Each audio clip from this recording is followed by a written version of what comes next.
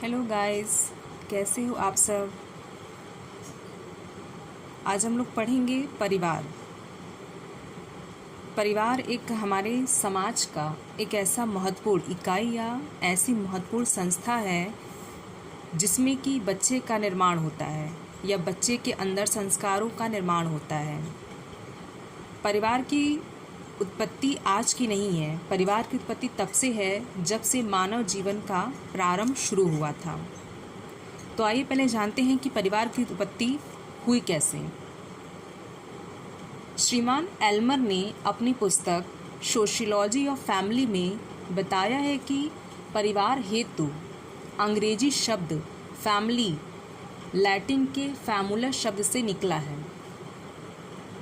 यानी कि जो परिवार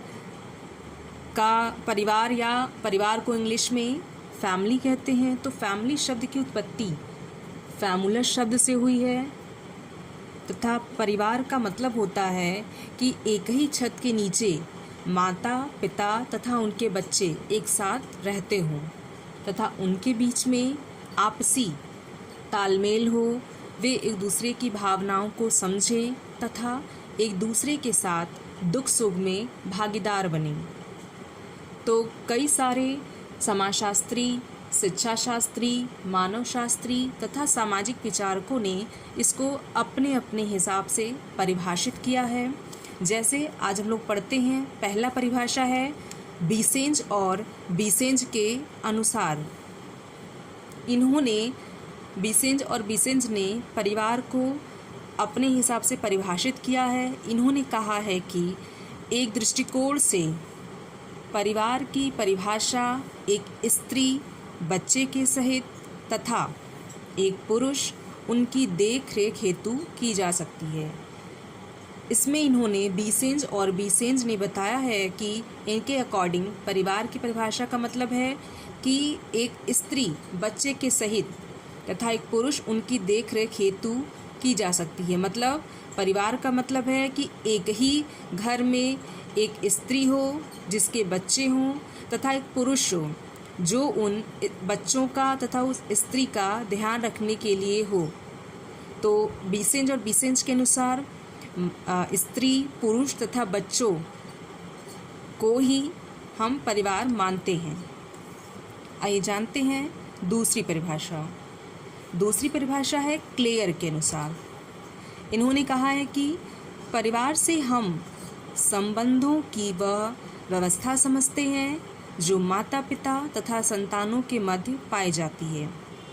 इन्होंने बताया है कि घर का मतलब होता है आपसी तालमेल या इमोशनली अटैच होना घर के सदस्यों से।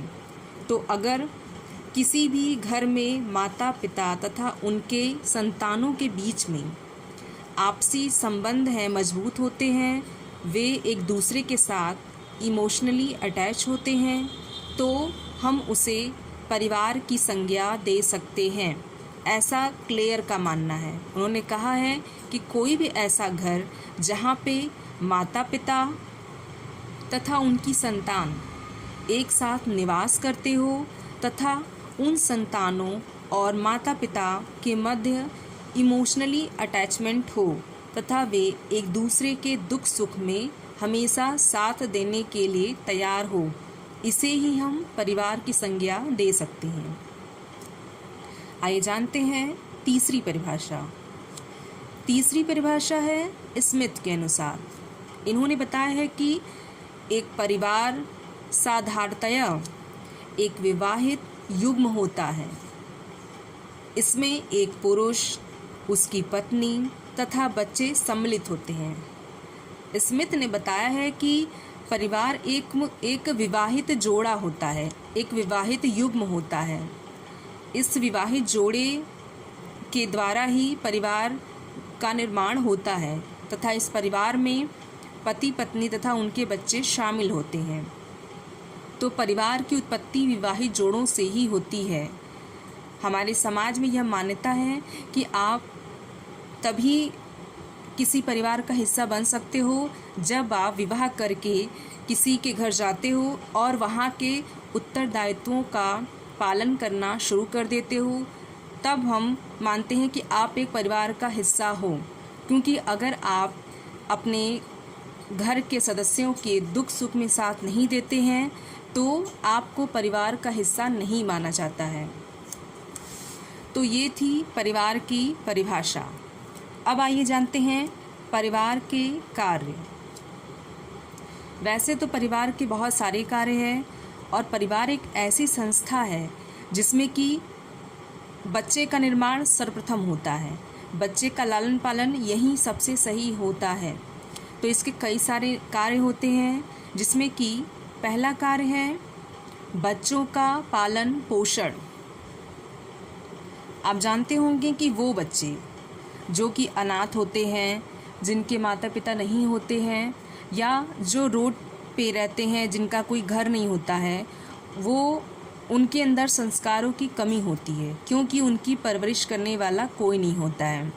तो परिवार एक ऐसा संस्था है जहाँ बच्चे का पालन पोषण अच्छे से होता है, वहाँ उनको समय से खाने के लिए दिया जाता है, उनकी सुविधा के अनुसार पढ़ाई रहती है, रहने के लिए व्यवस्था की जाती है तथा उनसे भरपूर प्यार किया जाता है ताकि बच्चा इमोशनली माता पिता से जुड़ सके और अपनी बातों को खुल के उनके साथ शेयर कर सके।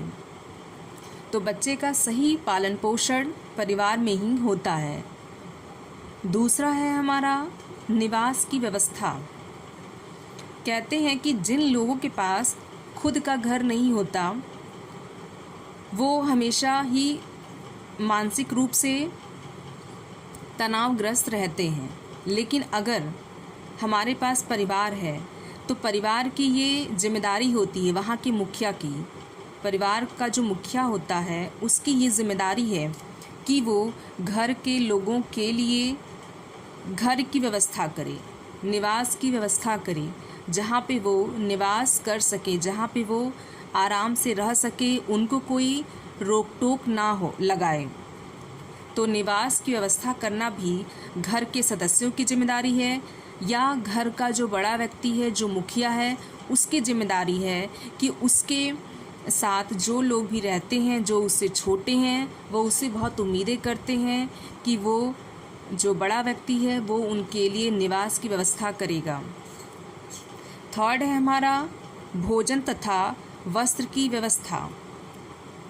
यह एक ऐसी महत्वपूर्ण व्यवस्था है जिससे कि बच्चे का स्वास्थ्य अच्छा या बुरा हो सकता है। इसमें ये बताया गया है कि भोजन, बच्चे जिस भी अवस्थाओं से गुजरते हैं उनको हर अवस्था में अलग अलग पौष्टिक तत्वों की आवश्यकता पड़ती है। तो इसीलिए ये माता पिता या उनके घर के किसी भी बड़े को ये ध्यान देना चाहिए कि घर में सभी लोगों को भोजन मिल जाए, भोजन की व्यवस्था वो कर सके तथा मौसम के अनुसार कैसे कपड़े लोगों को पहनने हैं इसकी व्यवस्था भी करना घर के लोगों की जिम्मेदारी ही होती है। तो अगर कोई व्यक्ति परिवार में रहता है तो वो इन सब चीज़ों से मुक्त रहता है, इन सब समस्याओं से मुक्त रहता है, क्योंकि वो जानता है कि उसके माता पिता उसके लिए अच्छे भोजन की, पौष्टिक भोजन की तथा अच्छे वस्त्र की व्यवस्था कर देंगे। फिर अगला हम लोग पढ़ते हैं श्रम विभाजन। श्रम विभाजन में ये बताया गया है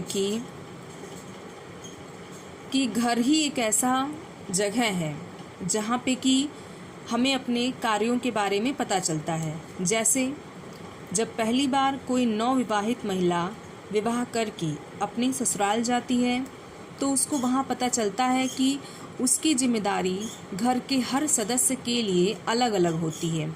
जैसे वो विवाह करके जाने के बाद उस घर में किसी की माता होती है, किसी की बहू होती है, किसी की पत्नी होती है और इसके अलावा भी बहुत सारे रिश्तों से उसे बुलाया जाता है। तो हर रिश्ते के लिए उसकी अलग अलग जिम्मेदारी होती है, तो अलग अलग जगह पे उसको अलग अलग कार्य करने होते हैं। वैसे ही घर के प्रत्येक सदस्य, चाहे वो बेटा हो, चाहे बेटी हो, चाहे वो कोई भी हो, सबके कार्य अलग अलग होते हैं। पुरुष के कार्य होते हैं कि वो बाहर जाएं और घर में पैसे लेके आएं वो आय की व्यवस्था करना पुरुष वर्ग की जिम्मेदारी होती है, जबकि महिला वर्ग की क्या जिम्मेदारी है कि वो घर में रहें और बच्चों का अच्छे से पालन पोषण करे, घर को संभाले, घर की साफ सफाई करें और इसके अलावा भी घर के लोगों की देखभाल करना भी महिलाओं की जिम्मेदारी है। लेकिन आज के बदलते समय में ये जिम्मेदारियां थोड़ी बदल गई हैं। आज के टाइम में महिलाएं घर के कार्य के अलावा बाहर के भी कार्यों को बखूबी ढंग से निभा रही हैं। आइए जानते हैं हमारा पांचवा क्या कार्य है। पांचवा कार्य है उत्तराधिकारी सुनिश्चित करना। कहा जाता है कि हर घर में एक ऐसा अनुभवी व्यक्ति होता है जो कि घर का मुखिया होता है, जिसे हम घर का मुखिया कहते हैं। इस अनुभवी व्यक्ति के आधार पर ही घर के सारे कार्य किए जाते हैं। इनकी सलाह के द्वारा ही सारे कार्य होते हैं और घर के जो भी फैसले लेने होते हैं वो सारे इन्हीं के द्वारा ही लिए जाते हैं। तो इसीलिए घर का एक ऐसा अनुभवी व्यक्ति को उत्तराधिकारी बनाना चाहिए, जिसे मैनेजमेंट सही तरीके से कैसे करना है इसकी अच्छी पकड़ हो, इसकी अच्छी नॉलेज हो। तो हर घर में कोई न कोई उत्तराधिकारी होता है। हो सकता है कि वो उत्तराधिकारी कोई बुजुर्ग व्यक्ति हो, या अगर एकल परिवार है तो वहाँ पे उत्तराधिकारी माता पिता दोनों हो सकते हैं। छठा है कार्य सामाजिकरण का निर्माण। समाजीकरण मतलब कि अगर हम समाज में रहते हैं, हम अगर समाज का हिस्सा हैं, तो हमें समाज के नियमों को मानना ज़रूरी है। क्योंकि अगर आप समाज के नियमों को नहीं मानते हो, उसके नियमों का पालन नहीं करते हो, तो आपको समाज से निकाला जा सकता है। तो हमारे अंदर समाजीकरण का निर्माण, कैसे रहना है, कैसे लोगों से बातचीत करना है, क्या करना उचित है, क्या करना अनुचित है, ये सारी चीज़ों के बारे में हमें घर में ही बताया जाता है। क्योंकि घर एक बच्चे की पहली पाठशाला होती है तथा उस पाठशाला की जो पहली गुरु होती है, बच्चे की जो पहली शिक्षिका या गुरु होती है, वह उसकी माँ होती है। तो हमें यहीं पे बताया जाता है कि कौन सी क्रियाएं करना सही है समाज के अंदर तथा कौन सी क्रियाएं करना गलत है। अच्छी बुरी आदतों की पहचान करना हमें अपने परिवार में ही पता चलता है। तो समाजीकरण का निर्माण हमारे घर में ही होता है। फिर सातवां है सामाजिक नियंत्रण। कहा जाता है कि अगर हम कोई भी गलत क्रिया कर रहे हैं और समय रहते उसको सुधारा नहीं जाए, तो हम हो सकता है मार्ग से भटक जाएं। तो इसके लिए ज़रूरी है कि परिवार के सदस्य हर समय अपने बच्चों पे ध्यान केंद्रित करते रहें और वो ये भी देखते रहें कि उनका बच्चा कैसे लोगों से दोस्ती कर रहा है, किस तरह का बर्ताव कर रहा है और कहीं किसी गलत संगत में तो नहीं पड़ गया। अगर घर वालों को इसकी जानकारी समय से मिल जाती है कि उनका बच्चा किसी गलत क्रियाकलाप में संलग्न है, तो उनको उसके उस क्रियाकलाप पे वहीं पे नियंत्रण या रोक लगाना चाहिए और अपने उस बच्चे को बताना चाहिए कि जो भी आप ये क्रियाएं कर रहे हो ये समाज के खिलाफ है। समाज इस तरह की क्रिया को मान्यता नहीं देता है, तो आपको समाज से निकाला जा सकता है। तो इसीलिए परिवार की इज्जत आपके हाथ है, तो आप ऐसी भी कोई भी गलत क्रियाओं में संलग्न ना हो। आठवां है हमारा धार्मिक कार्य। धार्मिक कार्य का मतलब है कि हर घर के अलग अलग कुछ अपने कार्य होते हैं धर्म से संबंधित। तो जब भी बच्चे का जन्म होता है या उस घर में कोई नया सदस्य बहू बन के आती है, तो उसको बताया जाता है कि उनके घर के क्या नियम हैं। तो बच्चे को भी अपने